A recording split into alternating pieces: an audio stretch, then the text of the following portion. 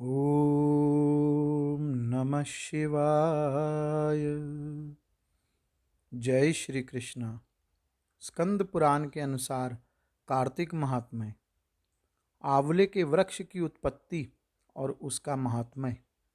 सूत जी कहते हैं, कार्तिक के शुक्ल पक्ष की चतुर्दशी को आंवले का पूजन करें। आंवले का महान वृक्ष सब पाप का नाश करने वाला है। उस चतुर्दशी का नाम वैकुंठ चतुर्दशी भी है। उस दिन आंवले की छाया में जाकर मनुष्य राधा सहित देवेश्वर श्री हरि का पूजन करे।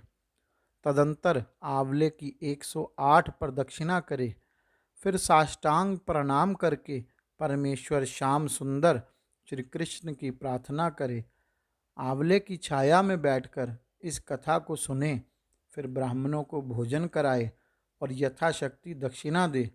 ब्राह्मणों के संतुष्ट होने पर मोक्षदायक श्री हरि भी प्रसन्न होते हैं।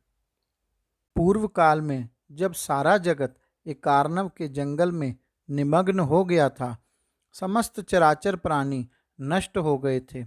उस समय देवाधिदेव सनातन परमात्मा ब्रह्मा जी अविनाशी पर ब्रह्म का जप करने लगे थे। ब्रह्म का जप करते करते उनके आगे श्वास निकला।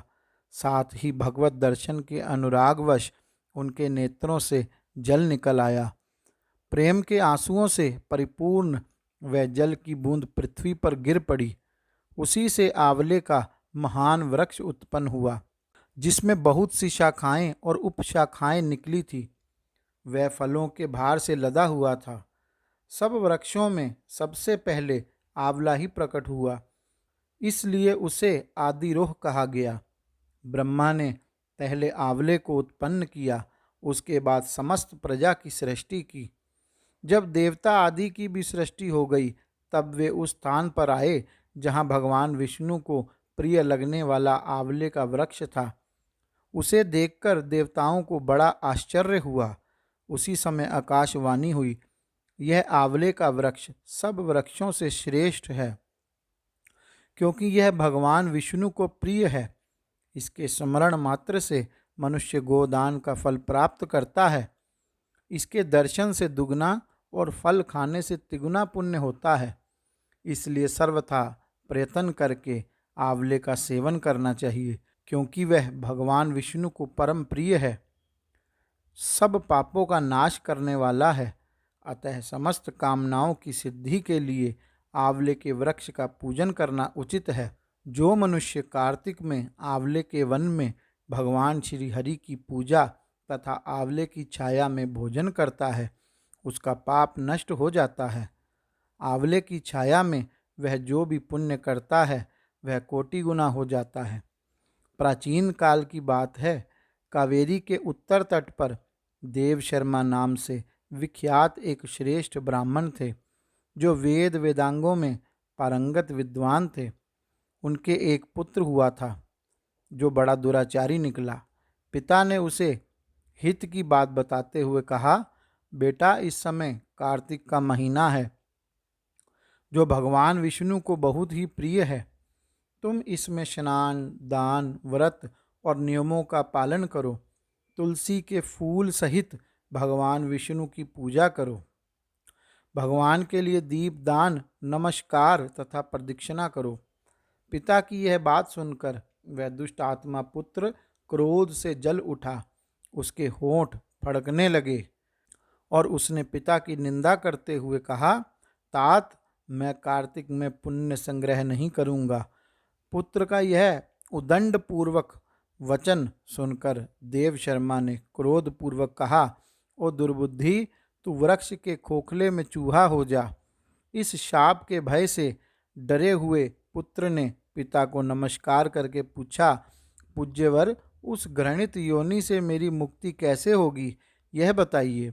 इस प्रकार पुत्र के द्वारा प्रसन्न किए जाने पर ब्राह्मण ने शाप निवृत्ति का कारण बताया।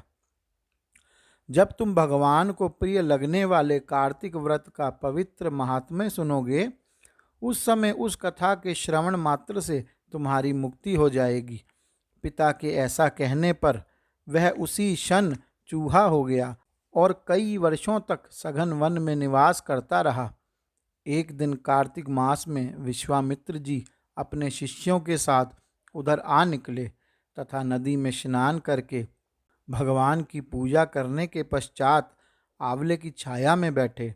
वहां बैठकर वे अपने शिष्यों को कार्तिक मास का महात्म्य सुनाने लगे। उसी समय कोई दुराचारी व्याध शिकार खेलता हुआ वहां आया। वह प्राणियों की हत्या करने वाला तो था ही, ऋषियों को देखकर उन्हें भी मार डालने की इच्छा करने लगा। परंतु उन महात्माओं के दर्शन से उसके भीतर सुबुद्धि जाग उठी।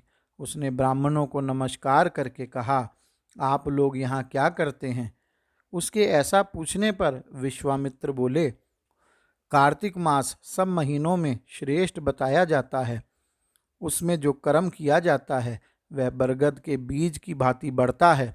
जो कार्तिक मास में स्नान दान पूजन करके ब्राह्मण भोजन कराता है, उसका वह पुण्य अक्षय फल देने वाला होता है। व्याध की प्रेरणा से विश्वामित्र जी के कहे हुए इस धर्म को सुनकर वह शाप भ्रष्ट ब्राह्मण कुमार चूहे का शरीर छोड़कर तत्काल दिव्य देह से युक्त हो गया और विश्वामित्र को प्रणाम करके अपना वृतांत निवेदन कर ऋषि की आज्ञा ले विमान पर बैठकर स्वर्ग को चला गया।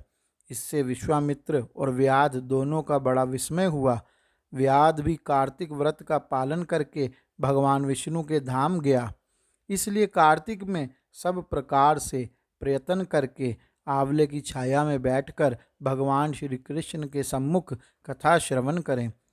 जो ब्राह्मण कार्तिक मास में आंवले और तुलसी की माला धारण करता है, उसे अनंत पुण्य की प्राप्ति होती है। जो मनुष्य आंवले की छाया में बैठकर दीपमाला समर्पित करता है, उसको अनंत पुण्य प्राप्त होता है। विशेषतः तुलसी वृक्ष के नीचे श्री राधा श्याम सुंदर भगवान श्री कृष्ण की पूजा करनी चाहिए। तुलसी के अभाव में यह शुभ पूजा आंवले के नीचे करनी चाहिए। जो आंवले की छाया के नीचे कार्तिक में ब्राह्मण दंपति को एक बार भी भोजन देकर स्वयं भी भोजन करता है, वह अनंत दोष से मुक्त हो जाता है। लक्ष्मी प्राप्ति की इच्छा रखने वाला मनुष्य सदा आंवले से स्नान करे। विशेषतः एकादशी तिथि को आंवले से स्नान करने पर भगवान विष्णु संतुष्ट होते हैं। नवमी, अमावस्या, सप्तमी, संक्रांति, रविवार, चंद्र ग्रहण तथा सूर्य ग्रहण के दिन आंवले से स्नान नहीं करना चाहिए। जो मनुष्य आंवले की छाया में बैठकर पिंड दान करता है, उसके पितृ भगवान विष्णु के प्रसाद से मोक्ष को प्राप्त होते हैं। तीर्थ या घर में जहाँ जहाँ मनुष्य आंवले से स्नान करता है, वहाँ वहाँ भगवान विष्णु स्थित होते हैं। जिसके शरीर की हड्डियाँ आंवले के स्नान से धोई जाती हैं, वह फिर गर्भ में वास नहीं करता। जिनके सिर के बाल आंवला मिश्रित जल से रंगे जाते हैं, वे मनुष्य कलयुग के दोषों का नाश करके भगवान विष्णु को प्राप्त होते हैं। जिस घर में सदा आंवला रखा रहता है, वहाँ भूत प्रेत कुष्मांड और राक्षस नहीं आते। जो कार्तिक में आंवले की छाया में बैठकर भोजन करता है, उसके 1 वर्ष तक अन्न संसर्ग से उत्पन्न हुआ पाप का नाश हो जाता है। गौरी शंकर भगवान की जय। जय श्री कृष्ण।